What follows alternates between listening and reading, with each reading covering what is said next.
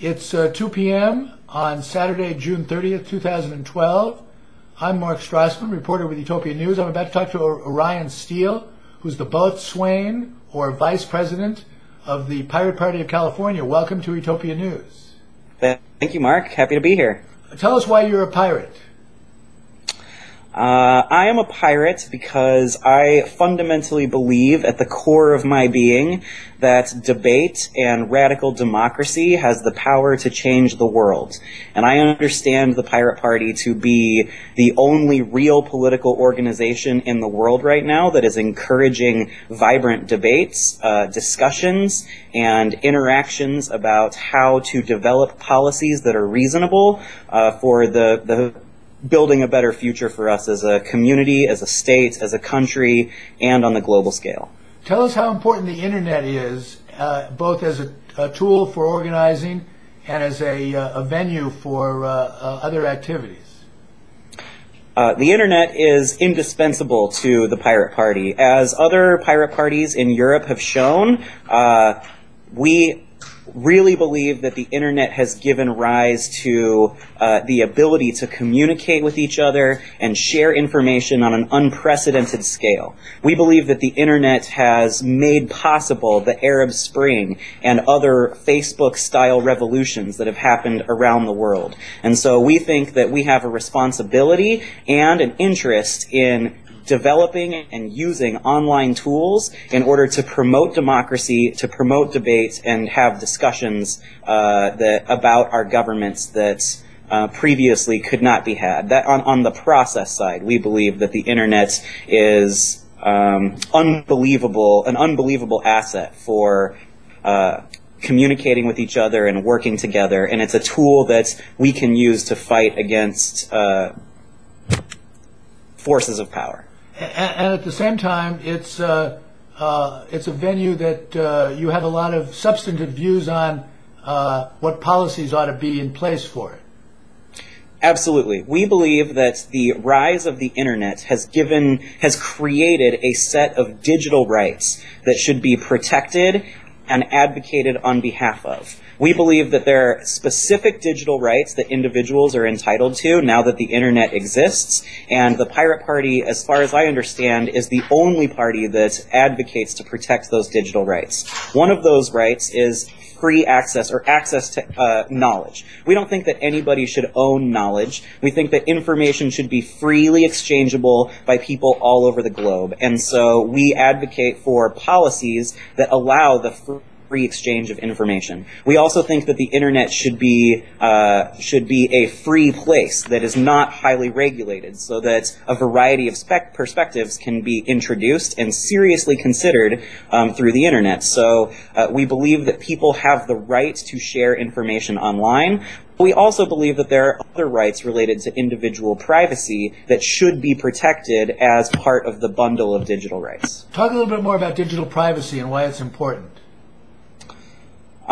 As we move forward, each individual has a lot of confidential information that is being used online. This information is not just accessible to other people, but it's accessible to corporations and data miners and people who are looking to extract personal information in order to gain the biggest profits. We believe that there should be policies in place to protect the privacy rights of individuals online. Specifically, we believe that if information is not intended to be placed in a market setting by if someone is not intending to make money off of information or knowledge that they've personally produced, that there should be a premium level of protection on that information.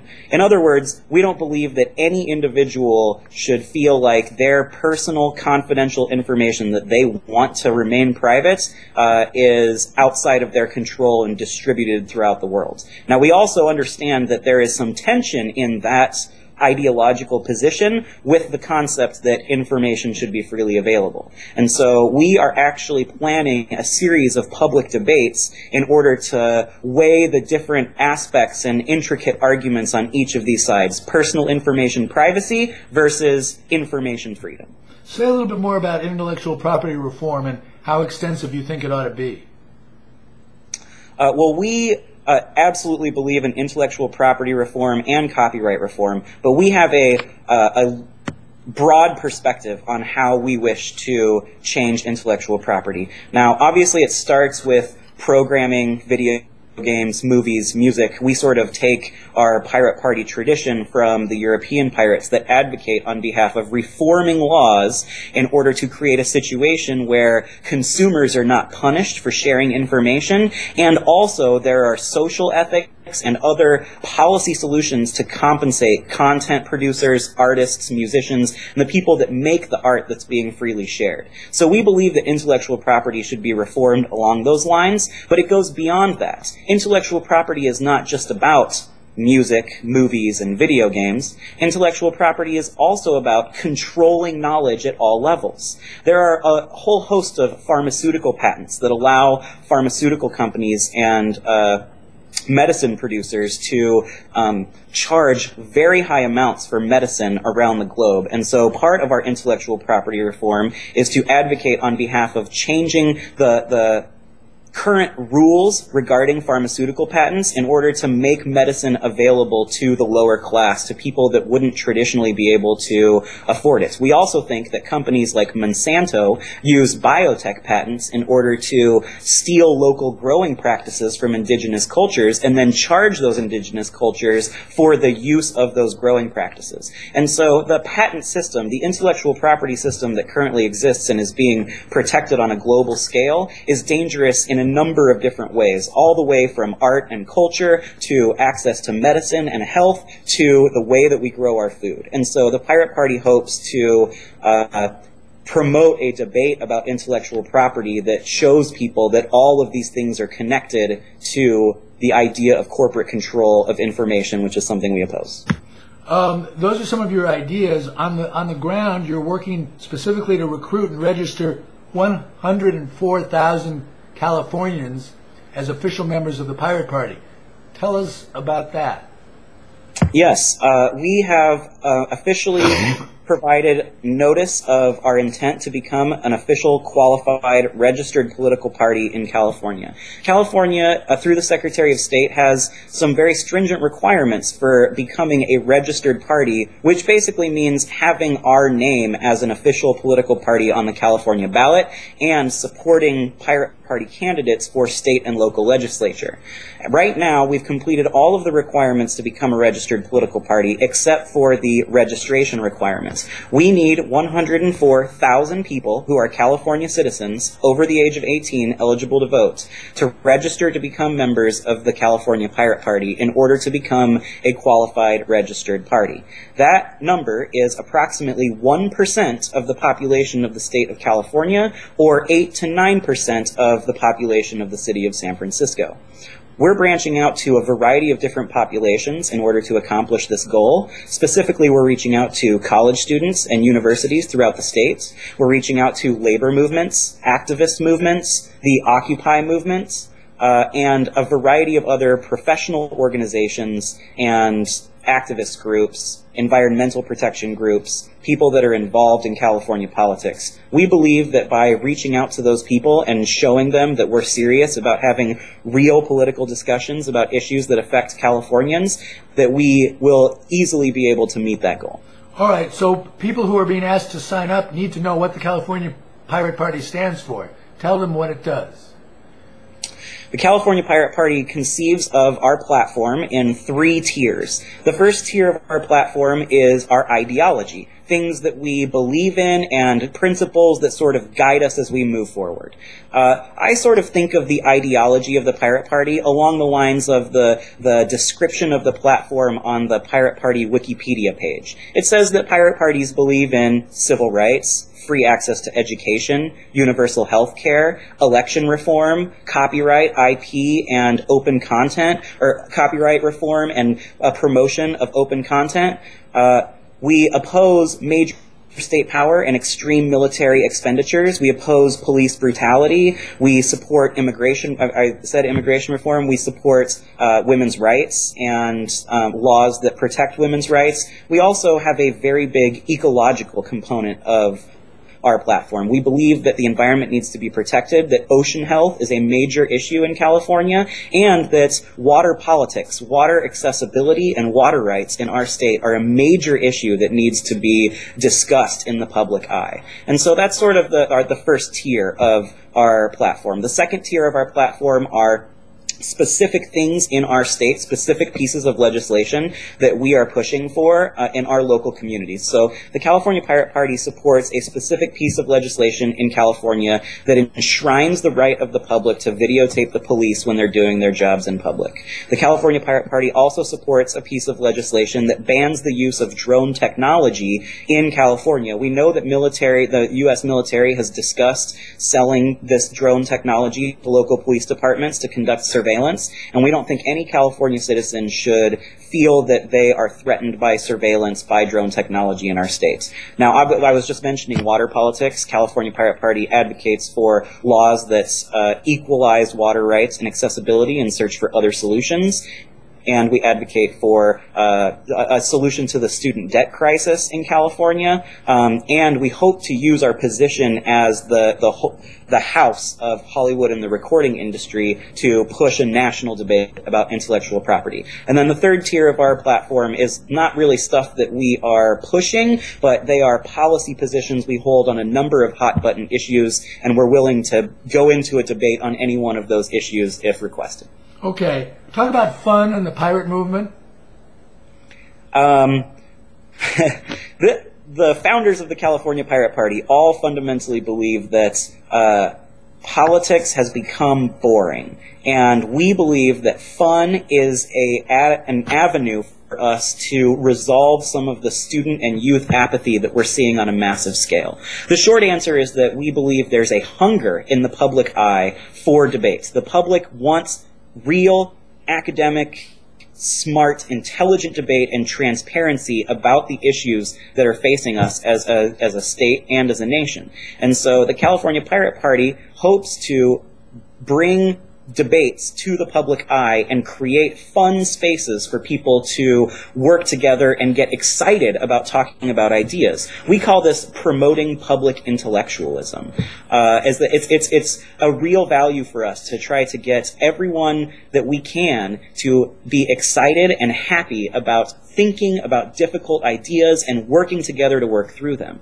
Now, we love the Pirate Party symbolism and imagery, and we think that pirates are attractive to a lot of people. And so we think that by using pirate imagery and symbolism, we can get people who are traditionally apathetic to be excited about politics. And so by having public debates, by traveling around to different universities and debating major policy issues, by having open bar nights throughout the state, by hosting rallies and concerts and opening a space for artists to share their contents, that we can promote the idea that politics can be fun, that we can enjoy our lives and make the world better at the same time. It seems like, after watching a lot of coverage of pirates in Europe, it seems like they believe that the European pirates are more attuned to the idea that life is politics, that politics is not something that's separate from our everyday experience in our lives. And so the California Pirate Party and other pirate parties around the nation hope to bring that attitude to the United States, that concerts, rallies, working together, having fun together, spending time in our everyday lives, and make those everyday experiences about political issues, we think can really make a difference. Why should someone become a pirate or acknowledge that they already are? I guess I'll say that if anybody out there has ever downloaded a song illegally or watched a movie at a friend's house that they know was obtained through piracy, my question for any one of those people is, do you honestly believe that the Democrats are going to protect your right to do that in the future? I think that really we are the digital generation. And because there is no other political party that makes a major platform component out of kind of directing the future of our digital existence, then I think that most people are pirates without even realizing that they are pirates. Because most of us use the internet, we use digital online tools like Skype. Right now, we use them every day. They've changed our lives. And yet the old guard of politics has not been able to digest the internet revolution. And so we think that anybody who's out there that has a hunger for transparency, debate, conversation, and a willingness to engage with people that disagree with you, and anybody out there that has an interest in taking charge of the way that we treat our internet regulations and our digital existence in the future, any of those people, I believe, would be interested in joining the Pirate Party or realize that they are already a member of the Pirate Party. All right. How can people officially register to become members of the Pirate Party under California law? There are two methods to register to become a member of the California Pirate Party. The first is to obtain a California voter registration card through the Department of Elections. You can even do this during the November elections. If you'd like to, in order to fill out a voter registration card for the in order to register for the November elections, you can pick up a card at any of the polling stations, and where it says political party, in the space that says other, you write in California Pirate Party. Once we achieve 104,000 signatures, we'll become a box that you can check on the voter registration card. And so anywhere that you can pick up a paper copy of the voter registration card, fill it out, write in Pirate Party, and turn it back in, that does the job. The other way that you can do it is online at the California Secretary of State website. At our website, calpirateparty.org, we have a link called Get Involved, Become a Pirate. And when you click the button Register to Become a Pirate, it gives you a link to the Secretary of State webpage where you can access a digital California voter registration card. You can fill it out online and submit that card to the Secretary of State through the website, and that will also qualify you as a member of the Pirate Party. I'm sorry, you can fill it out and submit it all online? I believe so. I was told that you could fill it out and submit it online, but you can also print it off of the online access through the Secretary of State and then mail it to the Department of Elections. Right. In the interest of full information, as far as I understand it, you can't submit it online. You have to download it, print it out, sign it, and mail it in. Okay. Yes, you have to print, mail, sign it in, but we will also have California Pirate Party canvassers that will be at all of our public events. So if you're interested in joining the Pirate Party and you have access to one of our public events, whether it be a debate, a bar night, a rally, a concert, or any of those things, we will have voter registration cards available for you to fill out, and we're happy to answer any questions you have at those events. All right, why don't you wrap up by talking about how people can get more information about the California Pirate Party, and if you want, you can mention the weekly meetings as well. Absolutely. The best place to get information about the California Pirate Party is at our website, www.calpirateparty.org. We also have a Facebook group, California Pirate Party, and we have a Twitter account, which is @CalPirateParty. You can follow us on Twitter. You can like our group on Facebook. Most of the relevant updates come through our website. We have a very active blog that posts fresh, original, new content on a daily basis. We have great interviews, articles about issues that are affecting Californians and, promoting pirate politics around the world. We also have weekly meetings each Monday night at 9 p.m. California time.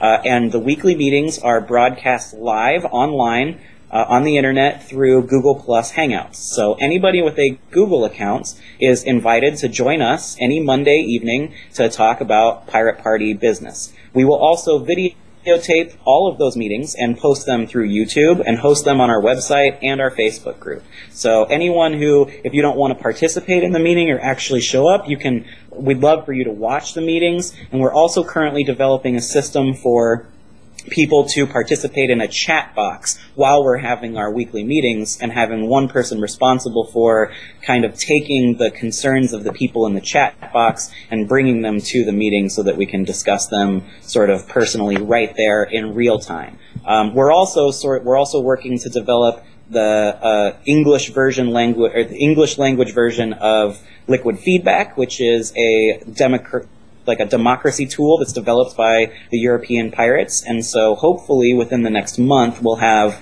liquid feedback up and running, and it'll be an entirely new way, a new separate way for anybody to interact with Pirate Party members and express their views on a policy position. Okay, I hope we can talk more about liquid feedback as it comes online. Absolutely. Thank you very much for talking to us today on Utopia News. Thank you, Mark.